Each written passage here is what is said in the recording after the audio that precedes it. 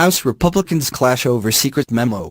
Republicans say the public needs to see a memo that allegedly shows shocking wrongdoing by senior U.S. law enforcement officials, but one senior Democrat calls it a profoundly misleading effort to protect the president. House Republicans are sharply divided over how to handle a classified memo that President Donald Trump's allies say contains explosive details of misconduct by senior FBI and Justice Department officials. The memo, compiled by House Intelligence Committee Chairman Devin Nunes and fellow Republicans on the panel, claims that senior federal officials abused a secret surveillance program, commonly known as FISA, to target the Trump campaign.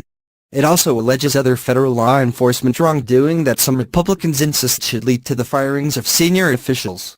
But while several Republicans have publicly cited the document as cause for alarm, triggering an aggressive Twitter campaign that has featured dozens of supportive tweets by the president's son, Donald Trump Jr., they have not detailed its specific allegations. That has prompted Democrats to allege a smear campaign. The House Intelligence Committee's top Democrat, Representative Adam Schiff, calls the memo a misleading ploy to discredit federal probes into 2016 Russian election meddling and ties between Trump associates and the Kremlin. It is designed to push out a destructive narrative and further the attacks on the FBI.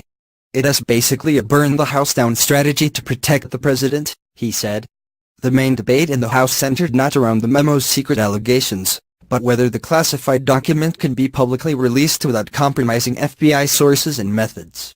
"You don't want the enemy to know that," said Representative Peter King, R-N.Y., an Intelligence Committee member who supports allowing his colleagues, but not the public, to see the full document. "This is not to protect the guilty. It has to protect the innocent." Other members off the panel were similarly cautious. Representative Mike Conaway, R. Texas, said that releasing the complete memo would be dangerous.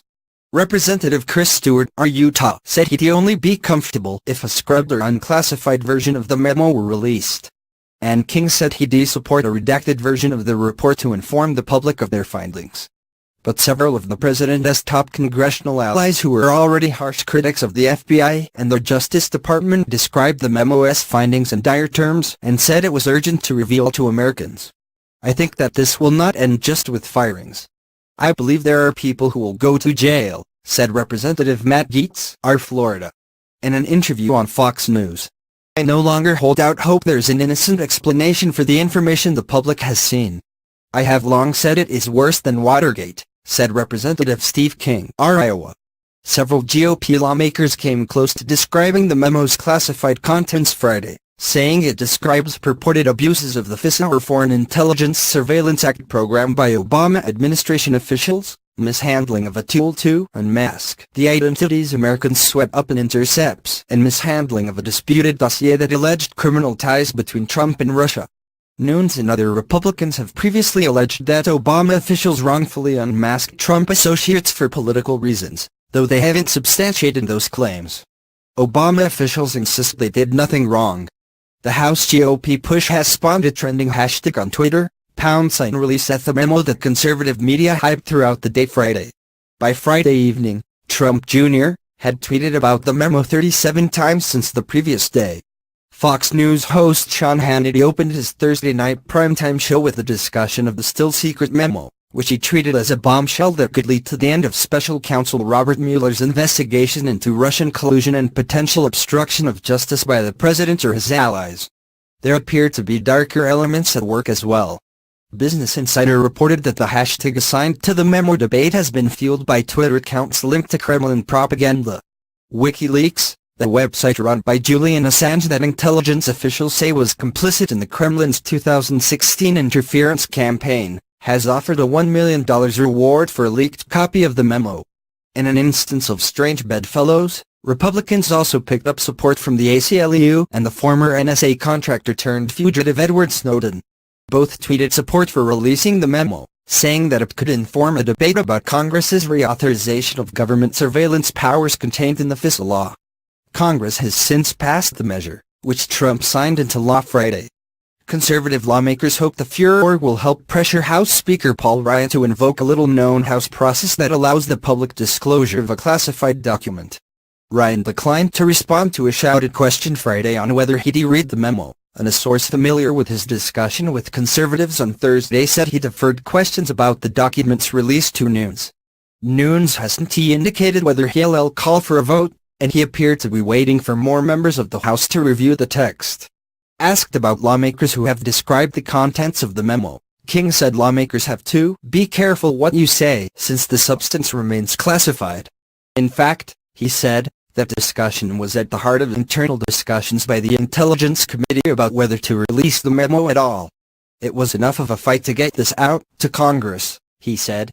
It was a pretty heated debate. One senior GOP senator, asked about his House colleagues' alarm over the memo's contents, sounded a more cautious line. As he emerged from the House's secure meeting room Friday, Senator John Cornyn, Texas, declined to say whether he'd actually seen the document. But when asked about the characterization by some rank-and-file Republicans that the memo's contents are shocking, Cornyn replied, "I think there's a lot of paranoia around here when it comes to that topic." The lawmakers calling for the release of the documents have pointed to an obscure House rule that permits the Intelligence Committee to release classified information deemed to be in the public interest. Under that process, the committee must notify Trump, who would have 5 days to decide whether to object. If he does, the committee may refer the matter to the full House, which would then meet in a closed session, out of public view, to debate and vote on the request. Other than Schiff, Democrats have said little about the GOP memo, though it was unclear how many had viewed the document by Friday afternoon. Schiff said he opposes the report's release, because the public would not be able to see highly classified source material on which the report is based, which he said would help identify distortions and inaccuracies. Republicans, Schiff said, are doing their best to tear apart the FBI to protect the president, and I think it has a terrible disservice to the country. A broader group of House Intelligence Committee Democrats called the concise memo, which they dismissed as talking points, an intentional attempt to mislead lawmakers, because they'll never see the underlying documents that Republicans used to form their analysis. The documents that supposedly informed these talking points are highly classified, the lawmakers said in a joint statement. And they will not be made public, making it impossible for the few members